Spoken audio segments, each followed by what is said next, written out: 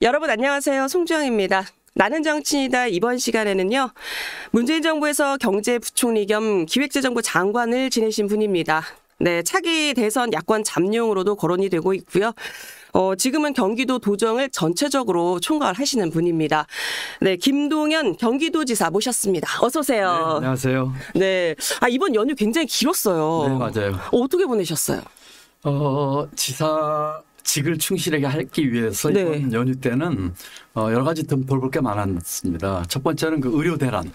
네. 두 번째는 이제 폭설 대비. 그렇죠. 대설이 예, 있었거든요. 그래서 그 두 대비 때문에 좀 바쁘게 지내다가 또 구정 이후는 조금 그 여유가 나서 여러 가지 구상도 하고 또 사람도 만나고 이렇게 했습니다. 민심을 좀 들으실 기회가 있었다 이렇게 봐야 될 것 같은데 좀 여론이 어떤가요? 전통시장도 갔었고요. 그러셨어요? 또 일반 시민들도 만났고 또 의미 있는 분들을 만나셨고 다들 걱정들이 많으시죠. 네. 지금의 이 상황에 대해서 여러 가지 걱정들 또 정치적 불확실성 그리고 무엇보다 이제 경제하고 이제 민생 어려운 것들 네. 이런 것들 때문에 굉장히 많은 불만과 이 분노가 있다고 하는 걸 느꼈습니다. 설에 이제 차례상 차릴 때 다들 과거에는 과일 살 때 개수도 몇 개 사던 걸 좀 줄이고 이랬다는 얘기들도 좀 있고 어쨌든 서민 물가가 지금 안 좋은 거는 제로의 여지가 없는 것 같아요. 제가 이제 그 의왕시에 이제 도깨비 시장이라는 데를 갔어요. 네. 이제 지난번 그 폭설 때 이 지붕이 무너져 내린 시장인데 일부 복구가 돼서 이제 가서 봤는데 상인들이 굉장히 힘들어하셨어요.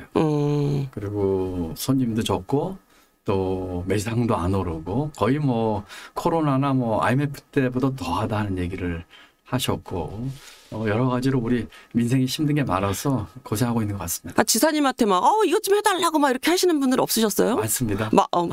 특히 이것 좀 해달라 이렇게 한 얘기 중에 뭐가 가장 기억에 남으세요? 시장 같은 데는 이제 네. 무너진 그 시설로 복구 이런 네. 얘기들이 많았고요. 경제와 관련해서 좀 먹고 살게 해달라고 하는 것들 제일 많았고요. 또 정치적으로는 도대체 이런 불확실성과 이 혼란 이거 빨리 좀 어떻게 해야 되는 거 아니냐는 얘기 이런 것들이 많았습니다. 경기도 지사이시기도 해서도 그랬겠지만 이제 사실상 경제 분야에서는 좀 전문가셔서 아무래도 더 조금 무게감 있게 얘기를 하지 않았나라는 생각이 좀 들기도 하는데 조금 전에 이제 말씀을 주셨는데 이제 혼란스러운 정치 전국 윤석열 대통령 탄핵 심판이 이제 진행이 되고 있어서 사실은 결과에 따라서는 조기 대선이 치러질 수도 있다 이런 얘기가 거론이 되고 있는데 그러다 보니까 이제 야권에서 소위 말해 잠룡 대선 후보군으로 지사님이 당연히 거론이 되고 있어요. 심정이 어떠세요? 초반부터는 이렇게 훅 치고.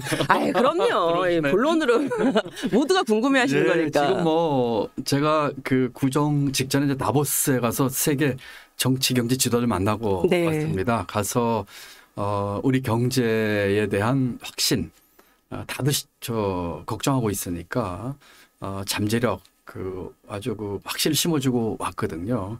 그러면서 그렇지만 우리가 할 일 중에 하나가 정치하는 경제 이야기를 했습니다. 빨리 탄핵 인용되고 그러면은 조기 대선할 수밖에 없죠.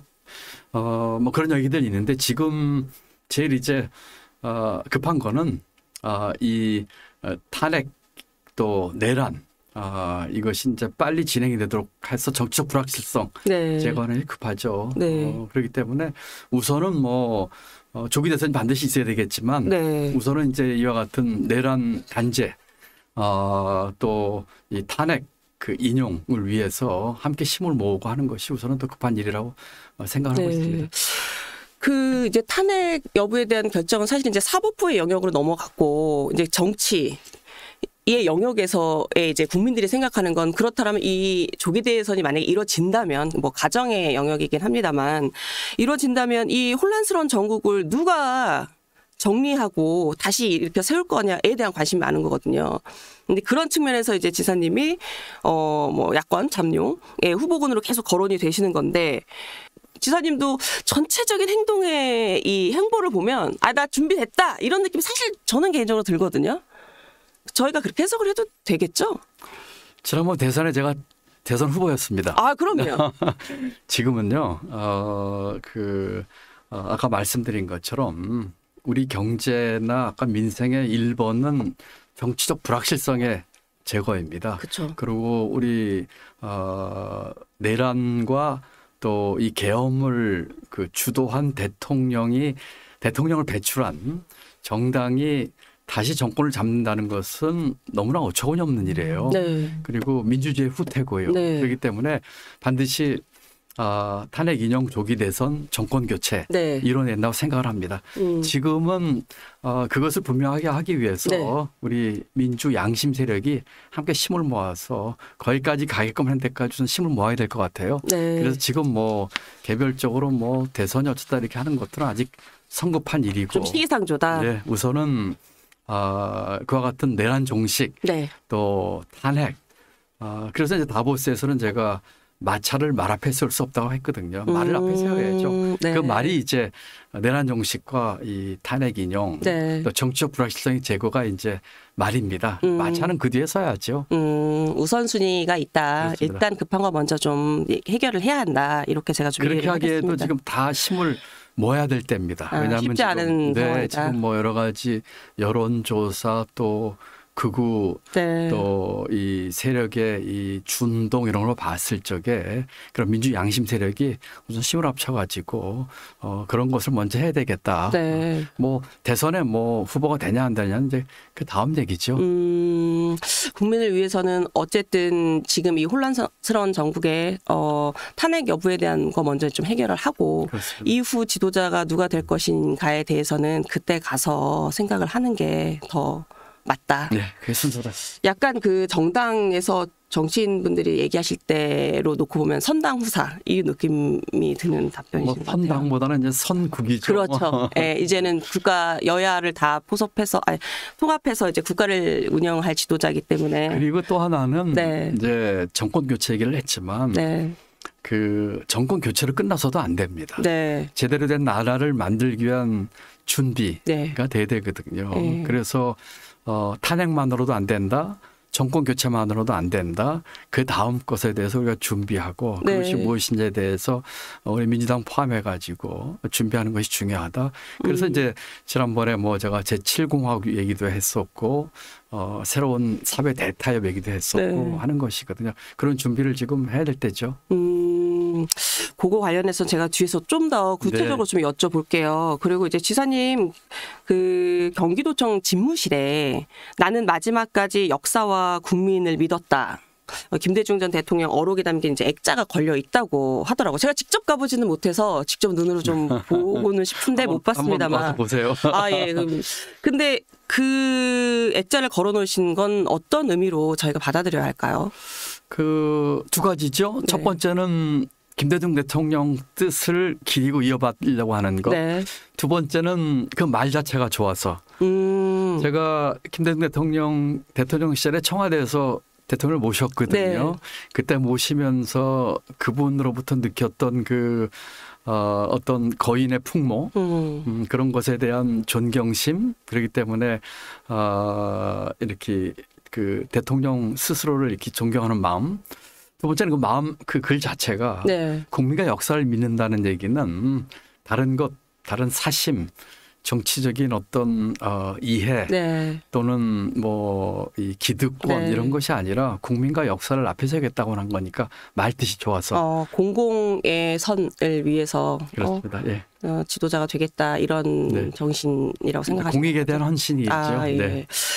지금 말씀 잠깐 주셨는데 이 김대중 정신의 계승 뭐 이런 강한 의지 이 정도로 저희가 느낄 수 있을 것 같은데 그래서인지 경기도지사 취임하신 이후에 유독 호남을 좀 자주 가시는 것 같다 이런 얘기가 있어요. 그래서 뭐 다음 주에도 광주 전남 방문하신다는 얘기가 있는데 요거는 어떤 일정으로 가시는 걸까요? 네, 다음 주에 가는 것의 첫 번째 일정은 이제 경제 쪽입니다. 광주 그 경총에서 초대를 해서 이제 강의를 부탁을 했고요. 네.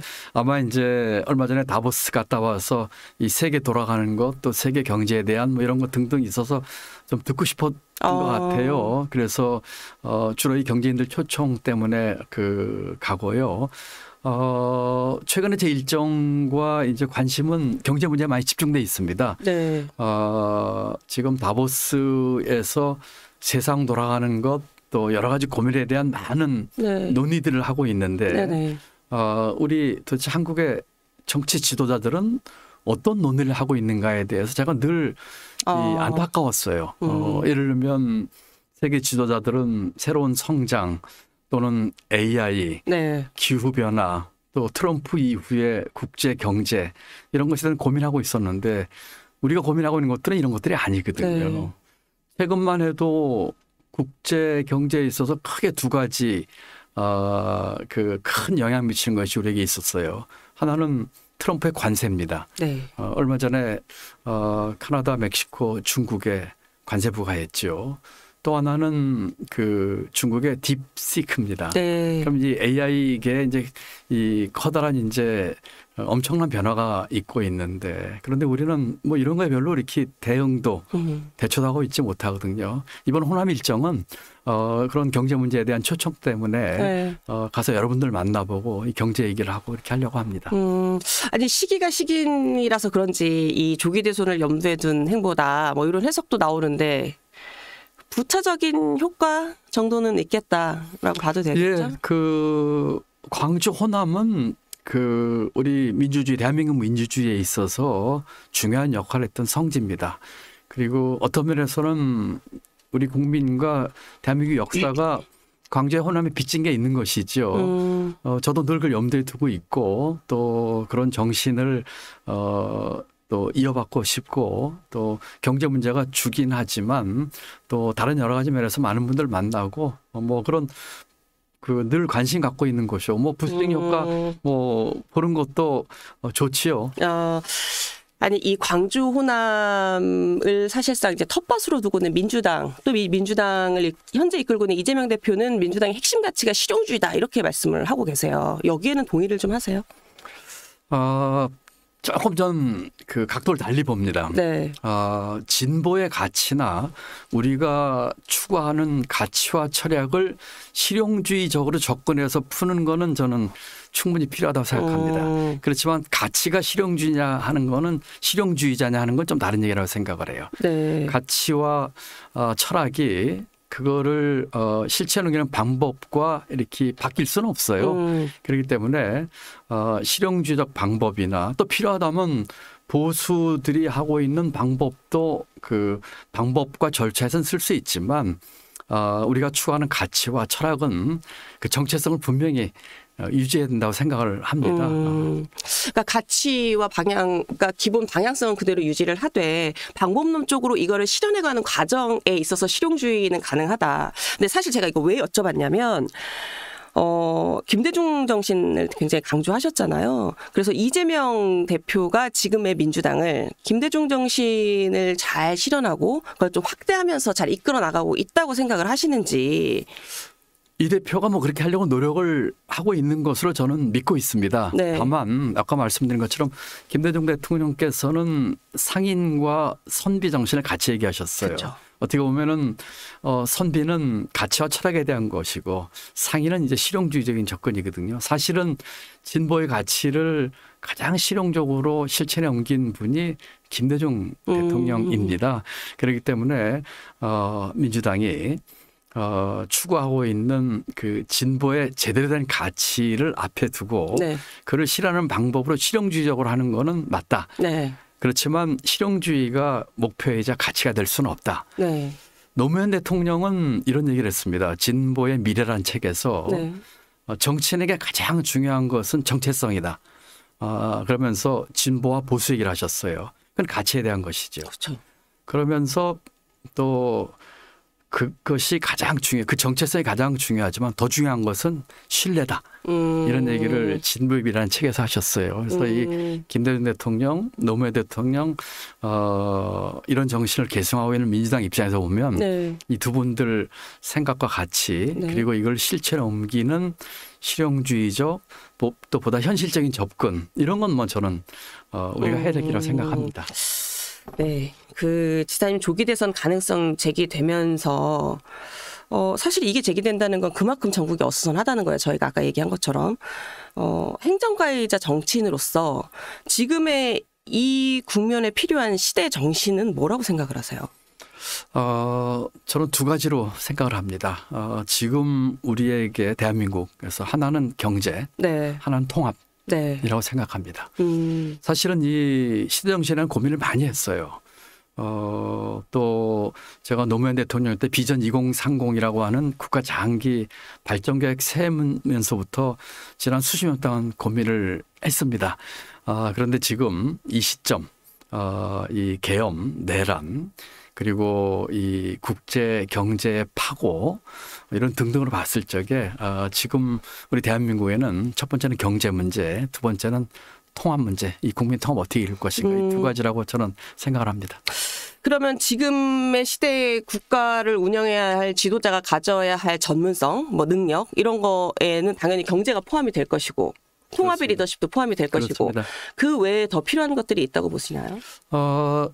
우선은 이 지도자가 대한민국이라고 하는 거대한 그 어떤 배라고 할까요? 호를 어디로 이 배를 끌고 갈 것인가에 대한 비전이 있어야 될 것 같아요. 그렇다면은 이 배의 기착지는 어디냐 하는 것이 있어야 되겠죠. 그리고 아까 말씀드린 것처럼 이 경제 문제를 해결할 수 있는 역량, 그리고 국민 통합을 이룰 수 있는 여러 가지 능력과 또 그동안의 삶의 이력, 네. 또 어떤 국민과의 소통 이런 것들 할 수 있는 것들이 필요하겠죠. 그리고 또 이런 것 말고도 아까 제가 노무현 대통령 말씀을 인용하면서 정체성이 가장 중요합니다. 그런데 더 중요한 것은 신뢰입니다. 얘기를 했거든요. 그런 국민들에게 신뢰를 줄 수 있는 그런 리더로서의 어떤 자질 이런 게 같이 필요하지 않을까 싶습니다. 예.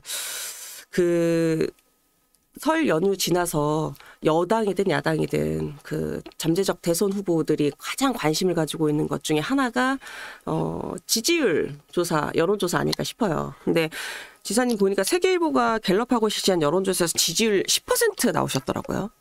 여기에 대해서는 만족하시나요?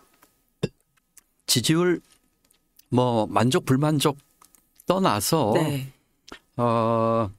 이 조금 지나면 네. 그러니까 이 안개가 걷히면 네. 이제는 과거가 아니라 미래를 보고 국민이 판단할 것 같아요. 저는 그런 확신이 있습니다. 네. 그렇기 때문에 뭐 지금의 지지율 뭐 좀 좋게 나온 것도 있고 조금 덜 나온 것도 있겠지만 앞으로 이 안개가 거치고 이 흙탕물 거치면 나올 국민들의 판단 그것은 미래의 이력도 아닐 것이고 앞으로 대한민국을 어떻게 이길 건지에 대한 것을 보고 판단할 거라고 보기 때문에 저는 아주 뭐 긍정적으로 보고 잘 준비하도록 하겠습니다. 지사님이 야구 플레이오프 예로 들면서 1등하는 팀이 우승하는 거 아니다 이렇게 말씀을 하셨던데 그 맥락에서 좀 이해를 하면 될까요? 그렇습니다. 제가 이 말씀 사실은 들으면서 무슨 생각했냐면 노무현 전 대통령이 2002년 대선 치르실 때 2%의 지지율로 시작을 했어요. 그래서 그 당시 대통령이 될 거라고 사실은 초반에는 생각을 못 했는데 진짜 혜성처럼 등장의 대통령이 되셨거든요. 그래서 김동연 지사도 이 노무현 대통령의 모델의 또 다른 제2의 노무현 모델을 꿈꾸시나? 이런 생각을 좀 해봤어요. 플레이오프에서 그 정규 시즌에서 1등한 팀이 1번 시드를 받죠. 네. 그렇지만 2번 시드, 3번 시드, 4번 시드도 있는데 1번 시드가 늘 우승한 거 아니거든요. 예. 저는 야구의 아주 광적인 팬인데요. 네. 늘 보면은 그 마지막 그 플레이오프에서 우승하는 건 또 조금 다른 문제입니다. 노무현 대통령은 제가 모시면서 비전 2030 보고서를 만들었고 5년 재임 중에 가장 좋아했던 보고서가 그 당시에 25년 뒤 대한민국에 대한 그 비전과 전략을 제시한 그 보고서였어요. 네. 그런 소통을 하면서 대담한 승부사로서의 여러 가지 기질을 봤지만 네. 아까 말씀하신 것처럼 노무현 대통령께서 플레이오프에 1등 아니었거든요. 네, 그렇죠. 어쩌면 2등도 아니었는지도 지금 기억으로는 그렇습니다. 그렇기 때문에 말씀드린 것처럼 우리 현명한 대한민국 국민들이 이제 이 안개와 흙탕물이 거치면 지금은 이 계엄 또 내란 여러 가지 정치적 불확실성 또 심지어는 구치소로 윤석열 대통령을 찾아간 국힘 지도부들의 이런 행태 서부 지법에 대한 난동 이런 것들에 의해서 온통 흙탕물이거든요. 이런 것들이 거치면 옥석 가리기 될 거고 그때 판단 기준은 아까 말씀드린 것처럼 경제 또 통합 그리고 미래 대한민국 이끌 지도자에 대한 그런 갈증이 나올 거라고 봅니다. 이 지지율 얘기가 나왔으니까 저희가 민주당 관련된 지지율 얘기도 조금 더 해볼게요. 이 윤 대통령 계엄 선포 이후에 민주당 지지율이 상당히 올라갔었단 말이에요. 그런데 지금은 사실 민주당 국민의힘 여론조사를 놓고 보면 뭐 오차범위이기는 하지만 민주당이 그렇게 앞서고 있는 느낌의 여론조사가 없어요. 그리고 오히려 조금 오차범위 내에서도 뭐 오차범위 내라서 뭐 위다 아니다라고 말하기 조심스러운데 더 적게 나오는 여론조사도 있는데 이 이유는 뭐라고 보세요? 우선 다른 거 따지기 전에 그 민주당이 좀 성찰을 해야 한다고 생각합니다. 성찰을 해야 한다. 성찰을 해야 한다고 생각합니다. 반성을 해야죠. 이런 최근 이런 국면을 보면서 민주당이 많은 국민들로부터 오만하다든지 성급하다든지 하는 평가를 많이 받았어요. 이런 점에 있어서 물론 이제 당에서는 지금의 이 계엄과 내란 종식을 위해서 빨리 이것을 진행돼야 되니까 이제 한 것은 이해가 되지만 많은 국민들이 보기에 첫째로는 성급하고 오만했다 하는 평을 받는 것을 우리가 새겨들어야 될 것 같고요. 두 번째는 그런 과정에서 그럼 과연 민주당이 그 수권 정당으로서의 역량과 이 모든 것이 준비가 됐느냐에 대해서 그 많은 점수를 받지 못했던 것 같아요. 그래서 이 두 가지 측면에서 우선 당이 성찰하고 한번 되새겨 봐야 한다고 생각을 합니다. 그렇지만 민주당이 오랜 전통을 가지고 역사를 가지면서 군부 독재를 종식시켰고 복지국가의 토속을 만들었고 남북 대화의 틀을 만든 당입니다. 충분히 극복을 하고 진 면목을 보임으로써 그런 성찰을 바탕으로 국민들부터 다시 지지를 받으리라고 저는 굳게 믿고 있고 그런 과정에서 제 역할을 최선을 다해서 하겠다는 다짐을 여러 번 했습니다. 이 오만하고 수권 정당으로서의 그 면모를 보여주지 못했다 말씀을 하셨는데 그거는 이제 조금 사람의 문제로 가게 되면은 다음 정권을 이끌 지도자의 면모를 누가 보여주느냐 이 측면에서 이재명 대표의 지지율이 지금 박스권 안에 갇혀 있거든요. 이것도 그 맥락에서 이해를 할 수 있을까요? 아니면 가령 사법 리스크 같은 것들이 이재명 대표의 지지율 상승에 조금 저해 요인이 된다고 봐야 할까요? 일단은 아까 말씀드린 민주당의 이제 성찰과 반성을 해야 되는 이유에서 비롯된 것이 전 컸다고 당 차원. 당 차원에서 그렇기 때문에 말씀드린 것처럼 이제 민주당이 제가 이제 지난번 경기도지사 선거 때도 그 얘기를 했습니다. 대선 끝나고 지고 바로 있었던 선거예요. 민주당이 성찰하고 변화의 모습을 보여야 된다. 제가 그 변화를 이끄는데 앞장서겠다. 그런 얘기를 하면서 그래도 종자 씨앗 남겨주십시오 이런 얘기를 했었거든요. 그 이후에 총선에서 큰 이제 승리를 거뒀고요. 그러면서 이제 최근에 이렇게 오면서 또는 아까 말씀드린 과정에서 과연 민주당이 변화에 대한 노력을 했는지 또 성찰을 했는지에 대해서 여러 차례 문제 제기를 제가 했었거든요. 그래서 지금의 이와 같은 지지율은 말씀드린 것처럼 그런 이유, 오만하고 성급하다든지 또 수권 정당으로서의 역량에 대한 의심 이런 것들이 가장 컸다고 생각을 합니다. 이재명 대표의 사법 리스크 문제는 이것은 법원에서 판단할 문제고 또 이 대표가 뭐 당당하게 대처를 하리라고 봅니다.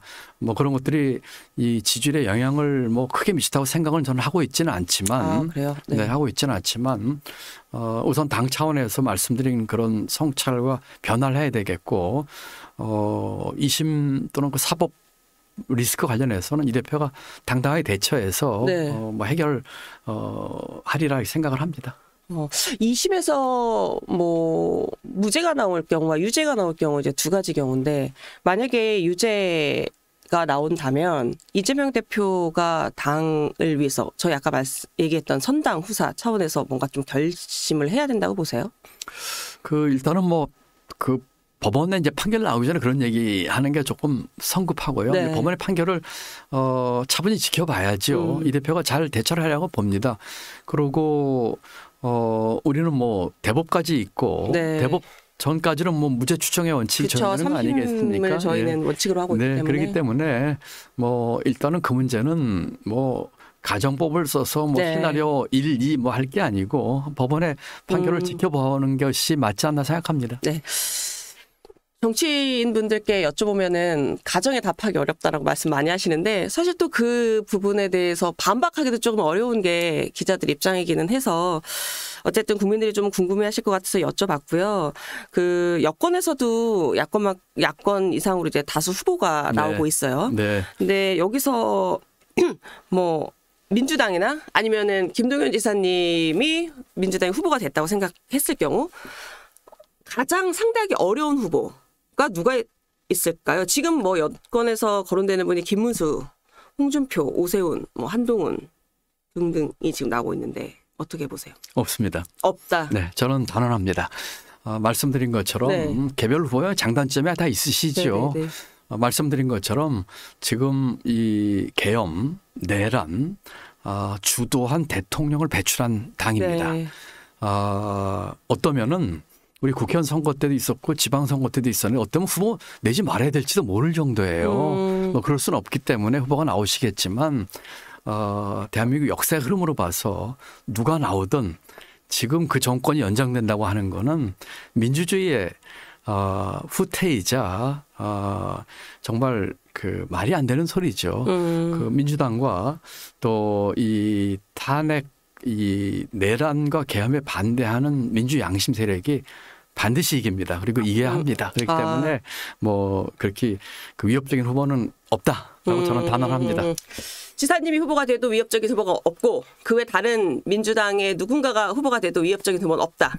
민주당의 지금 그 어떤 후보가 되더라도 함께 단합해서 그리고 또 민주당뿐만이 아닙니다. 이 내란과 이 계엄에 반대했던 그리고 제대로 된 나라를 만들겠다고 하던 모든 세력들이 합쳐서 뭐 만든 후보 내지는 뭐라고 할까요? 그 힘이 반드시 이기리라고 저는 확신하고 있습니다.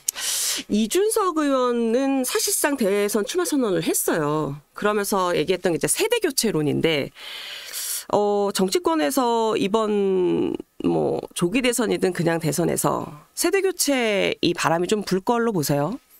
저는 그 이준석 후보 같은 분이 그런 얘기하는 거는 굉장히 생산적이고 좋다고 생각을 합니다. 그래서 일단 환영하고요. 네. 왜냐하면은 이 지금 대한민국이 이대로 가서는 안 됩니다. 어떠면 우리가 바이 코리아를 해야 될지도 몰라요. 뭐 물건 사는 바이가 아니라 바이바이 코리아죠.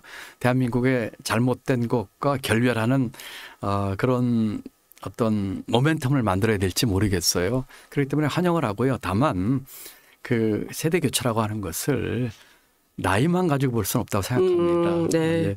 어떤 분들은 애 늙은이도 있어요. 젊지만 노인도 있고요. 어떤 분들은 나이 든 청년도 있습니다.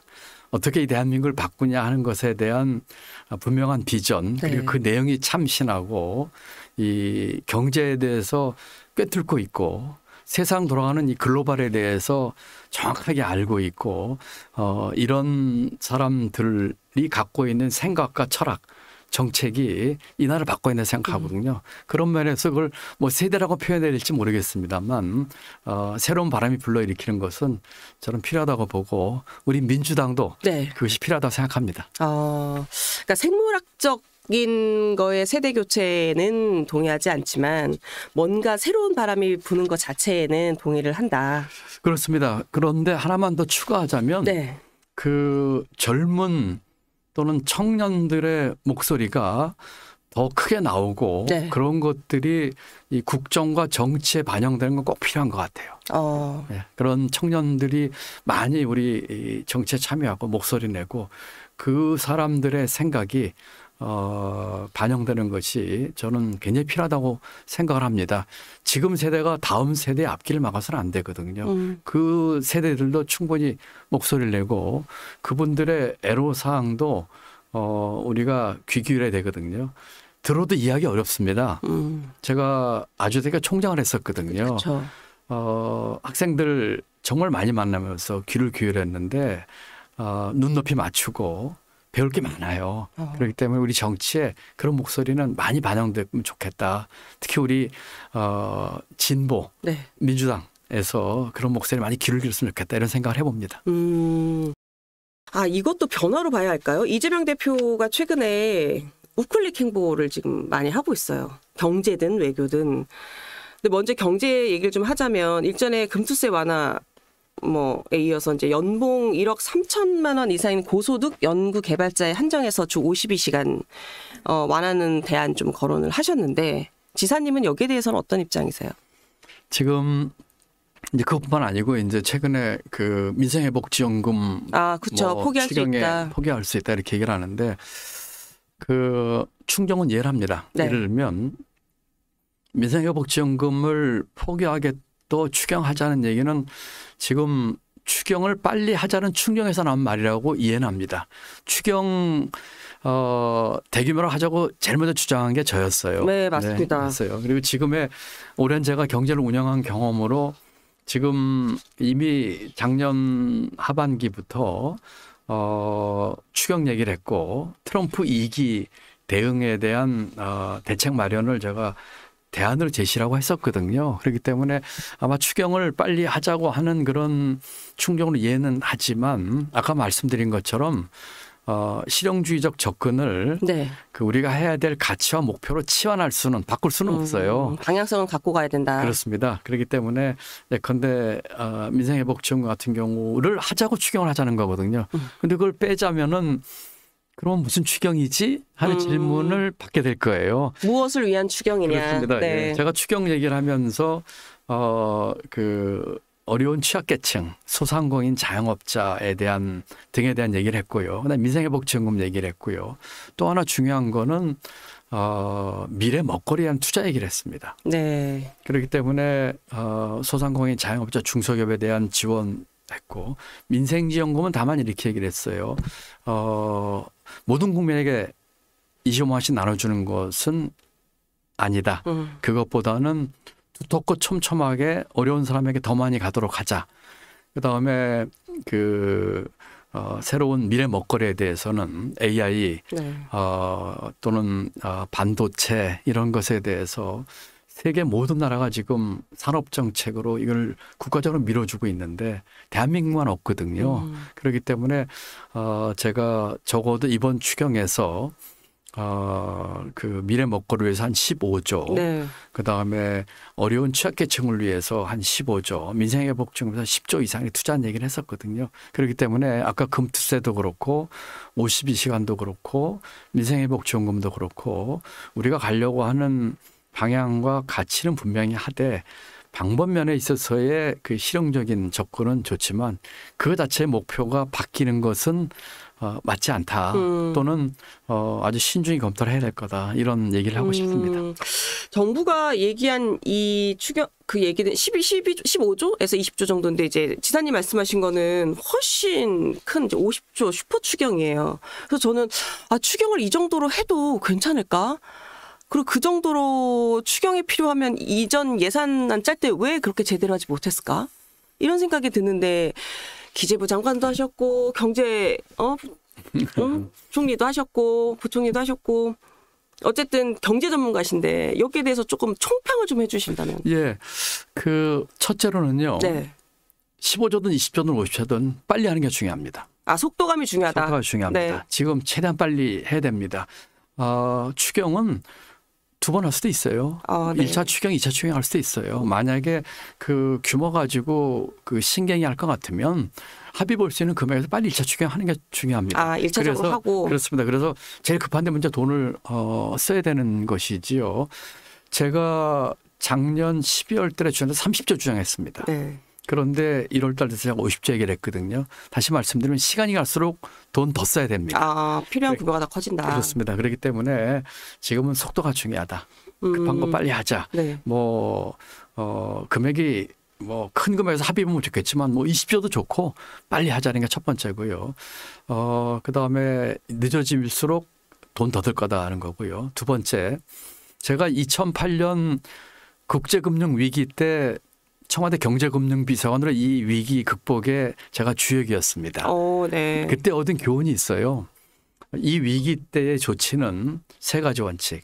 신속하고 과감하게, 또 하나 중요한 게 충분하게입니다. 만약에 10 정도 필요하다면 12 정도 하는 것이죠. 그때 그렇게 했어요. 네. 그때 2번에 걸친 추경, 심지어는 수정 예산안, 금리 인하, 통화 확대 이런 걸 했었는데, 그렇기 때문에 지금의 우리 단계는 충분하게 하는 게 중요하다고 생각해서 금액은 조금 넉넉하게 하는 게 좋겠다는 게 제 생각이고요. 마지막으로 3번째, 우리가 감당할 수 있느냐? 감내할 수 있습니다. 대한민국 그 재정 충분히 감내할 수 있습니다. 물론 상당 부분 국채 발행이 불가피할 겁니다. 네. 그렇지만 이런 것으로 인해서 정상화되고 우리 경제에 돌아가게 돼서 다시 들어오는 세수의 확장 이런 것으로 봐가지고 확대가 되면서 중기적으로 이 균형이 되게끔 가는 데 있어서 충분히 할 수 있습니다. 지금 속도감 말씀해 주셔서 제가 지금 언뜻 드는 생각이, 민주당에서는 지금 빨리 추경하자라고 얘기를 하고 있어요. 근데 국민의힘에서는 예산안 집행했을 때 민주당이 단독으로 처리한 것에 대해서 사과해라. 그리고 여야정 협의체에 들어와라. 그렇지 않으면 추경 속도감 있게 못한다. 이렇게 얘기를 하고 있거든요. 지금 이 문제의 조건을 다는 건 구차한 일이에요. 구차한 일이다. 예, 구차한 일이고, 그리고 아직도 이 정확한 그 우리 어려움과 위기의 실상, 세상 돌아가는 거 모르고 하는 소리예요. 우물안 개구리죠. 지금 그런 거 따질 때 아닙니다. 지금은 빠른 시간 내에 합의 보고, 오히려 그 정부 여당에서 빨리 하자고 오히려 나서야 될 때예요. 야당 보고 빨리 하자고 나서야 지금 거꾸로 됐거든요. 여야가 바뀐 것 같아요. 그래서 지금은 그걸 빨리 해야 되겠고, 또 하나 제가 강력하게 주장한 게 있어요. 트럼프 2기 관련해서 수출 안전판 만들려고 했습니다. 수출 안전판. 예, 여러 가지 대안을 구체적으로 냈습니다만 지금 우리 수출 기업들이 걱정일 겁니다. 지금. 그리고 지금 트럼프, 제가 다보스에서 만났던 워싱턴에서 온 어떤 분은 트럼프가 대행 만날 생각 전혀 없다는 얘기를 해요. 그분은 미국의 고위 관계자신 건가요? 그렇습니다. 정치권에? 관계자이기도 했고, 또 한 분은 언론 쪽 인사였는데, 자기들이 파악한 바로는 그렇지 않겠습니까? 트럼프가 지금 대한민국 조롱하듯이 얘기도 하고 그랬는데 대행 안 만날 거다. 다시 말씀드리면 트럼프나 트럼프 고위 행정부의 대한민국에 상대할 카운터파트가 지금 없는 거예요. 그렇기 때문에 제가 경제특명 정권대사를 여와 야와 정부가 합의해서 빨리 지정을 하자. 그리고 이분이 대한민국의 대외관계 트럼프를 위시해서 상대하도록 하자 했는데 지금 아무런 답이 없거든요. 심지어는 제가 여당과 정부에서 야당의 사람 추천받아서 하면 더 좋겠다는 얘기까지 했습니다. 그런 식으로 지금 이 상황을 하루하루 급한데 이런 대처에 대해서 정부 여당이 하고 있지 못하는 것에 대해서 참 안타깝습니다. 저희가 지금 경제 얘기를 했는데 이재명 대표의 우클릭에 대해서 외교 얘기를 조금 해보면 이재명 대표가 친중 친북 성향을 보이는 거에 대해서 좀 우려의 시선들이 있더라고요. 그러니까 왜 중국에 집착하냐. 그 중국과 대만의 분쟁에 관련해서 이런 발언했던 것들에 대해서도 조금 굳이 중국에 그런 식의 어떤 척을 좀 두는 게 과연 우리의 한반도 정세의 외교를 놓고 봤을 때 적절하냐 이런 얘기가 좀 있던데 지사님은 어떻게 보세요? 제가 다보스에서 그 미디어 리더스 브리핑이라고 해서 외신의 핵심 되는 분들 앞에서 제가 대한민국 경제 정치 얘기를 한 적이 있습니다. 네, 요청 받으셨다면서요? 네, 요청을 받았습니다. 네. 그래서 제가 한 15분 정도 제가 이제 스피치를 하고 자유 토론을 받았는데 그 중에 미국에서 온 아주 영향이 있는 그 중견 언론이 제게 질문을 했어요. 네. 조기 대선이 이루어지고 어떤 정보가 들어섰을 때 한미 관계는 어떻게 되는 겁니까?에 대해서 물어봤어요. 굉장히 무게가 있는 분이었습니다. 제가 그렇게 얘기를 했습니다. 어떤 정권이 들어와도 한미 관계가 대한민국 외교의 핵심 축이다. 영어로는 제가 린치핀이라는 표현을 썼습니다. 네. 서로 민주당이 들어와도 이것은 변함이 없다라는 얘기를 했습니다. 이 얘기는 우리 한국의 외교가 있어서 한미 동맹이 굉장히 중요한 축이 되는 것이죠. 그러면서 거기에 중국 문제라든지 일본 문제라든지도 소홀히 할 수 없는 균형 외교를 해야 됩니다. 네. 어느 하나 소홀히 할 수 없거든요. 우리 외교에 있어서 어느 한쪽에 너무 기울어져 가지고 다른 쪽을 뺄셈 외교를 한다면 정말 어리석은 일이에요. 그리고 그 어리석은 일을 윤석열 정부가 이제까지 해왔습니다. 러시아와 척 졌고요. 중국과 척을 졌고요. 심지어는 우크라이나 그 전쟁에 대해서도 상당히 그 경사된 그런 걸 보였습니다. 이재명 대표는 민주당에서 해왔던 중국 문제나 하는 얘기는 중국 분들 만나고 했을 때 했던 단편적인 모습을 보고 네. 전체를 보는 게 아닌가 싶어요. 제가 생각지게 우리 민주당의 그 외교는 전 세계를 향해서 대한민국이 추구하는 가치를 분명히 천명을 하고 네. 예를 들면 민주주의, 인권 또는 자유무역 또는 기후변화와 같은 인류의 위기에 함께 대처하는 국제협력 이런 것들이 되겠죠. 그러면서 거기에 맞게끔 우리가 외교 사례를 하나하나 축적해 나가는 것. 그럼으로써 전 세계가 어떤 일이 생겼을 적에 대한민국의 그런 원칙과 또 가치에 따라서 예측할 수 있는 것. 네. 이것이 저는 민주당이 갖고 있는 외교의 근간이라고 생각을 하면서 합니다. 그래서 이 한미관계 중심 그렇지만 이 여러 가지 그 현실적으로 중국과 또 여러 가지 경제관계에서 해야 될 일들을 균형 잡히게 하는 것이 저는 그 앞으로 나갈 방향이라고 생각을 하고 있어요. 그렇기 때문에 뭐 어느 나라를 위해서 이렇게 했던 것들은 아마도 그 나라와의 관계에서 했던 부분적인 얘기 가지고 전체 해석하는 게 아닌가 네. 싶고요. 그 남북한 문제는 조금 다르다고 생각합니다. 남북한 문제는 이 윤석열 정부 들어서면서 최악의 상태로 좀 치닫았거든요. 네. 우리가 갖고 있는 기본적인 그 원칙은 굳건한 안보의 토대 위에서 끊임없이 북한과 또 대화하는 것이거든요. 그래서 이런 문제는 여야 정권의 교체와 상관없이 우리가 분명한 중심을 가지고 일관되게 나갔으면 좋겠다 하는 생각을 해봅니다. 사실은 국내 정치와 달리 외교는 우리나라를 벗어난 이제 그 상대국에 있기 때문에 이 방향성이 휙휙 꺾이거나 바뀌게 되면 외국에서도 저희 지사님 계속 지금 저희 대담 내내 강조하신 신뢰에 있어서 상당한 타격을 우리가 받을 수밖에 없는 상황인데 한미동맹 같은 경우 윤석열 정부에서는 어쨌든 미국에 대해서 굉장히 밀착하는 모습을 보였지만 중국이나 이제 러시아 관련해서는 굉장히 조금 싸늘한 관계가 됐단 말이에요. 뭐 그게 전략적 선택인지는 알 수 없으나 결과론적으로는 맞지 않았다라고 지금 보시는 거잖아요. 윤석열 정부는 그야말로 뺄셈 해결했어요. 뺄셈 해결을 했다. 우리는 덧셈 해결해야 됩니다. 네. 그리고 아까 우리 앵커께서 말씀하신 것처럼 이렇게 왔다 갔다 하면 신뢰를 잃는 정도가 아니라 우습게 보여요. 우습게 보인다. 예, 우습게 봅니다. 그러면은 어떤 상황에 따라 가지고 얼마든지 바뀔 수 있고 또 조정할 수 있는 나라가 되는 거예요. 트럼프가 관세 때리니까 멕시코하고 캐나다에서 군 10,000명 동원해서 국경을 어떻게 하고 뭐 이런 식으로 좀 하고 있지 않습니까? 세상이 이런 세상이거든요. 대한민국이 어떤 나라입니까? 경제 규모로 세계 13위고 국방력으로도 5위 6위 하는 나라입니다. 만만한 나라가 아닙니다. 그러면 우리가 우리 나름대로의 그런 중심을 잡고 네. 우리 소신껏 할 수 있는 기반을 만들어야 되는데 그런 뺄셈 외교를 하게 되면은 우습게 보이고 휘둘리는 외교를 하게 되는 것이지요. 그 증명을 윤석열 정부가 해왔어요. 네. 그렇기 때문에 새 정부에서는 이 부분에 있어서 분명한 중심을 잡고 또 그런 과정에서 우리 국민들이 얼마나 그 자존심 상하는 또 국격이 훼손되는 일을 경험을 했습니까? 그런 점에서 반드시 바로 잡아야 한다고 생각합니다. 민주당에서 트럼프 대통령 노벨 평화상 추천했다고 하더라고요.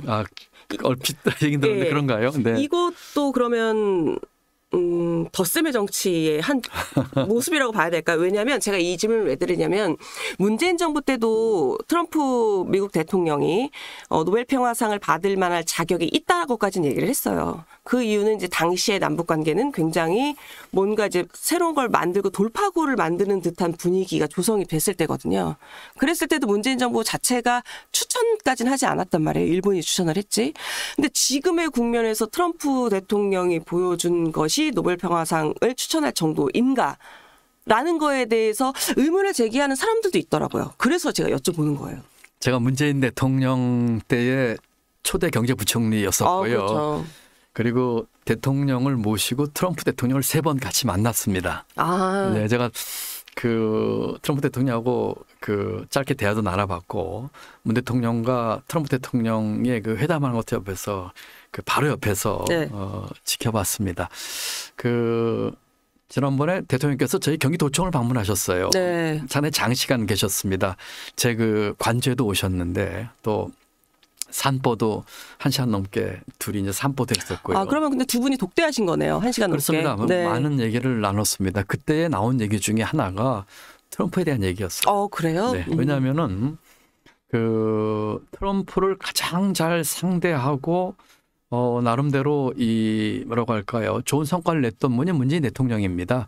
그렇기 때문에 문 대통령이 그 트럼프와 상대할 때 가졌던 그 노하우에 네. 대해서 제가 옆에 물론 있기도 했었지만 또 따로 또 문 대통령은 또 트럼프 만나셨으니까요. 또 그 당시만 해도 어느 정도까지는 또 큰 성과를 내셨었고 네. 그렇기 때문에 그 이야기를 했었거든요. 네. 문 대통령이 여러 가지 얘기를 해주셨습니다. 그 노하우를. 예를 들면은 트럼프는 굉장히 터프한 것 같아도 네. 굉장히 실리와 실용적인 사람이고 이야기의 전곡을 찌르게 되면은 바로 말이 통하는 측면도 있고 또 말씀하신 것처럼 노벨상에 대한 그 의욕이 많으시고 그렇죠. 많이 얘기를 알려져 하세요. 있죠. 네. 그래서 제가 심지어는 작년 그 하반기를 기억하는데 문 대통령이 찾아뵀을 적에 트럼프 대통령을 상대하는 노하우를 많이 갖고 계시니까 새 정부 그때는 새 정부는 안 했겠죠. 어쨌든 정부가 앞으로 대한민국이 트럼프 상대하는데 역할 좀 해주셨으면 좋겠다 이런 얘기까지 네. 했었어요. 분명히 이제 트럼프 대통령이 이제 노벨상에 대한 의욕이 있기 때문에 그거를 이렇게 좀 문재인 대통령께서도 언급을 하셨고 그걸 어떻게 남북 문제가 잘 풀리면 네. 충분히 가능하지 않을까 하는 생각을 하셨던 것으로 말씀을 주셨어요. 네, 당신은 그게 이제 외교적 전략이었겠죠. 그렇죠.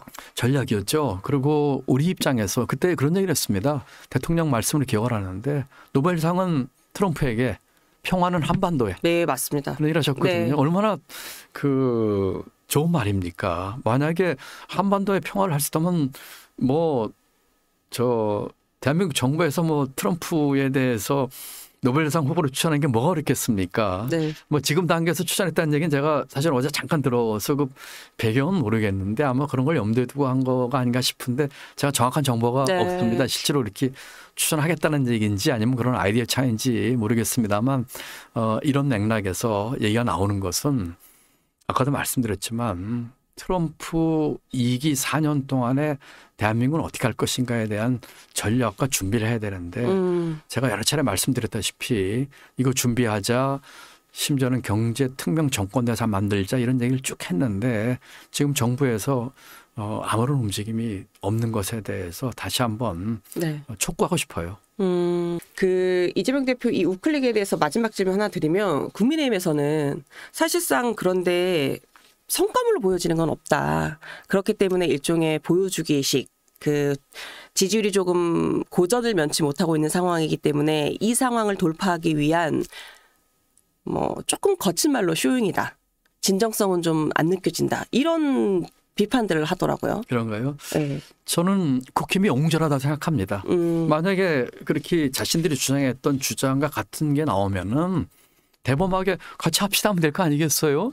그런데 그것도 안 하면서 무슨 쇼다 하는 얘기를 하는데 쇼라도 좋으니까 만약에 뭐 저는 쇼라고 생각하지는 않습니다만 네. 국힘 입장에서는 우리가 주장했던 거 하면은 땡큐 하고 그래 같이 합시다 하는 그런 모습 보이면은 오히려 국민들이 보시기에도 저렇게 서로가 같은 의견에 대해서는 힘을 합치는 모습도 보이는구나 할 수 있고 좋지 않을까요? 저는 옹졸하다고 생각합니다. 국민 위해서 그렇게 정치 공방 굳이 할 필요 없이 조금 뭔가 좀 돌파구를 마련하는 게 필요하다. 이 정도로 말씀하시는 걸로 이해를 좀 할게요. 그 이재명 대표 지지율 떨어진다라고 얘기를 좀 했는데 그래서인지 어쨌든 시점은 그렇습니다. 근데 이른바 비명계에서 이제 이재명 대표나 민주당에 대해서 발언이 좀 잦아졌고 그 발언이 대체적으로 조금 비판하는 수위가 높아지고 있어요. 그러니까 예로 들면 임종석 전 비서실장이 개인 SNS에 뭐라고 얘기를 했냐면 지난 대선 때 진 거는 이재명 대표 개인 탓이다라고 얘기를 했어요. 여기에 대해서는 어떻게 보세요? 제가 임 실장이 한 전문을 보진 못했는데요. 대선 끝나고 제가 우리가 왜 대선에 졌는지에 대해서 분석을 해보고 네. 성찰하자는 얘기를 여러 차례 했었습니다. 제 기억이 맞다면 민주당에서 당 차원에서 대선 패배에 대한 백서를 안 낸 걸로 알고 있습니다. 네. 제가 잘 기억은 안 나는데요. 뭐 아마 거의 없던 일이라고 하더라고요. 저는 그 당시에 생산적으로 고칠 거 고치기 위해서 하자고 얘기를 했었거든요. 그런데 지난 대선에서 진 이유를 찾자면 뭐 10가지도 넘을 겁니다. 수십 가지일 겁니다. 네. 또 사람마다 보는 관점도 다를 것이고 그래서 이거를 어떤 하나의 이유를 딱 집어서 이것 때문에 졌다라고 얘기하는 거는 저는 조금 물론 그걸 강조는 할 수는 있겠지만 네. 좀 과장이라고 생각을 합니다. 네. 뭐 이재명 대표가 후보였기 때문에 후보에게도 책임이 없다고 볼 수는 없겠지요. 그렇지만 여러 가지 것들이 다 종합적인 거 아니겠습니까? 그 당시 정부가 했던 것 중에서 근데 부동산 정책 같은 것도 어쩌면 하나 원인이었을 거고요. 네. 또 선거 전략의 문제도 있었을 거고요. 그래서 종합적으로 그걸 봐야 되지 않을까. 아마 임 실장이 그런 얘기를 했다면 제가 이제 전문을 보지 않아서 뭐라고 얘기하기는 좀 조심스럽습니다만 그중에서 이제 중요한 걸 이렇게 부각시킨 게 아닌가 싶은데 조금 네. 더 전체적으로 봐야 되지 않을까 그런 생각을 해봅니다. 그 야권의 이제 차기 경쟁자가 될 수도 있는 분이에요. 김경수 전 경남도지사는 지난 총선에서 이제 비명 행사 이른바 그 공천에서 그러니까 비명계 의원들이 이거 이제 어떻게 보느냐에 따라 좀 다르긴 합니다. 원칙과 기준이 있게 공천에서 탈락이 됐다라고 주장을 하는 측과 그렇지 않다라고 주장을 하는 측이 있어서 그런데 이제 어쨌든 김경수 전 경남도지사가 얘기하기로는 총선 공천에서 비명 행사한 사람들에게 사과해라 그리고 통합행보해라 이렇게 얘기를 했는데 이거는 어떻게 평가를 하세요? 통합행보는 뭐 당연히 했다고 생각을 하고 네. 이재명 대표가 문재인 대통령을 얼마 전에 네. 1월 30일인가요? 양산에도 대통령께서 똑같은 통합에 대한 메시지를 내신 걸로 알고 있습니다. 그렇기 때문에 통합을 해야 된다고 하는 당위성은 저는 전적으로 동의를 하고요. 그 당시에 공천 과정에서의 일들 그리고 그 후에 당 운영에 있어서의 그 민주적인 요소가 덜했던 부분에 대해서는 저는 우리가 성찰할 부분이 분명히 있다 생각합니다. 성찰할 부분이 있다.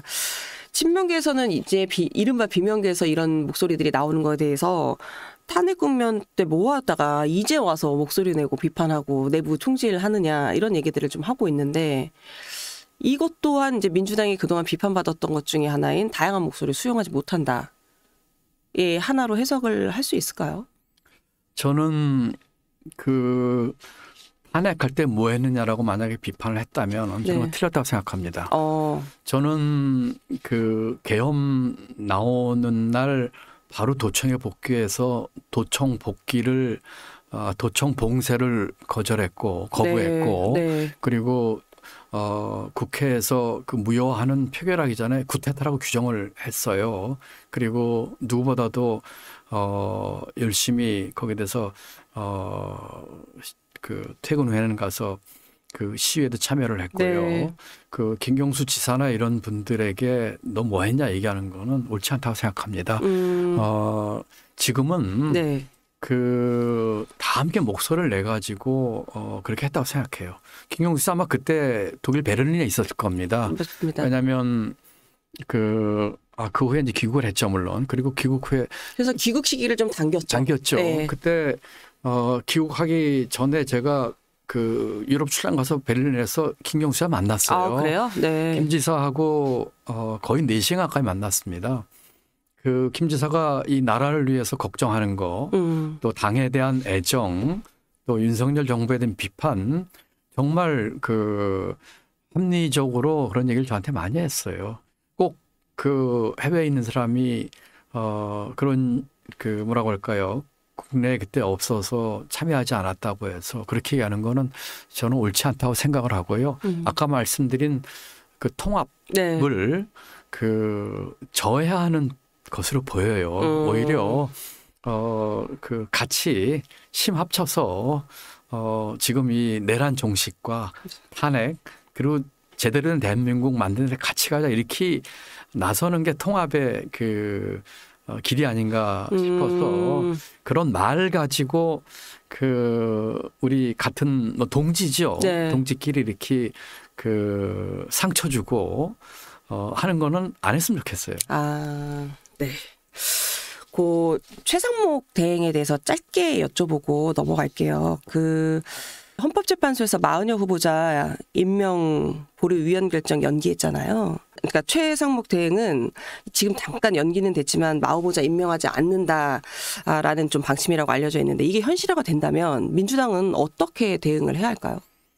일단 최상목 그 대행은 이제 제 기획정부 또 후배고 잘 알고 아주 그 능력 있고 훌륭한 그 관료죠. 그런데 대행을 하고 나서 했던 것들은 이번에 그 헌법재판관 후보를 포함해서 잘못됐다고 생각을 합니다.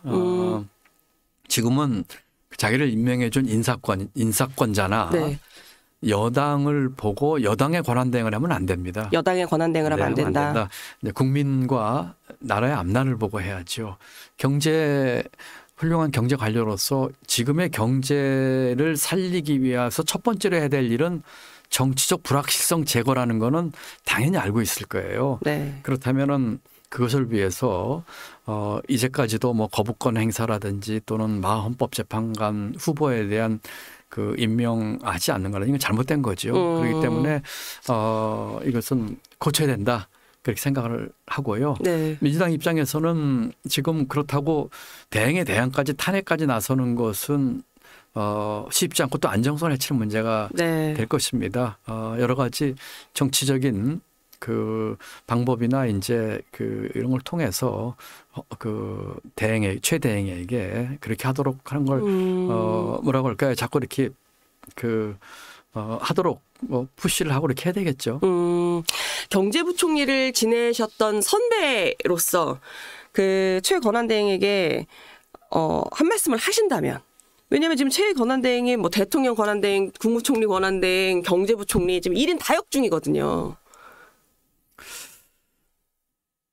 최대행 얼마나 힘들겠습니까? 고생 많습니다. 그런데 인사권자나 여당 눈치 볼 것이 아니라 국민과 나라를 보면서 담대하게 나가십시오. 이런 얘기하고 싶습니다. 네, 저희 나는 정치인이다 공식 질문이에요. 마지막으로 드릴 텐데 김동연 경기지사님에게 정치란 무엇일까요? 저는 정치는 반란이라고 생각합니다. 반란. 제가 잘 쓰는 말이기도 한데요. 어떤 사람들은 나쁜 반란, 사악한 반란도 일으킵니다. 최근에 우리가 목도했죠. 최근에 이 계엄과 또 어떤 사람들은 나라를 건전하게 발전시키기 위한 제대로 된 반란도 일으킵니다. 반란은 뭔가를 바꾸는 것이거든요. 저는 기획재정부 예산실장 때부터 이 반란이란 말을 썼어요. 사실은 제가 쓴 말은 유쾌한 반란이었습니다. 책 제목이기도 하시잖아요. 예, 책 제목은 있는 자리에 흐트리기 이제 부제가 유쾌한 반란이었습니다. 늘 반란을 일으키고 싶었어요. 어렸을 때는 너무나 힘든 상황에 대한 그 환경에 대한 반란을 일으키고 싶었고요. 철이 들고는 나 자신의 틀을 깨는 반란을 일으키고 싶었고요. 그 후로는 사회에 대한 반란을 일으키고 싶었습니다. 그래서 제게 정치는 사회를 건전하게 발전시키기 위해서 우리 사회를 뒤집는 반란이다라고 생각을 하고 있는데 많은 정치인들로 반란하는 것 같아요. 일으키는 것 같아요. 아까 말씀드린 것처럼 나쁜 반란, 사악한 반란을 일으키는 정치인도 있고 또 제대로 대한민국을 만들기 위한 사회 변화를 위한 반란도 일으키는 분도 계시는 것 같아서 저는 끝까지 우리 사회를 건전하게 발전시키는 그런 유쾌한 반란을 일으키겠다는 생각으로 저는 정치는 반란이다.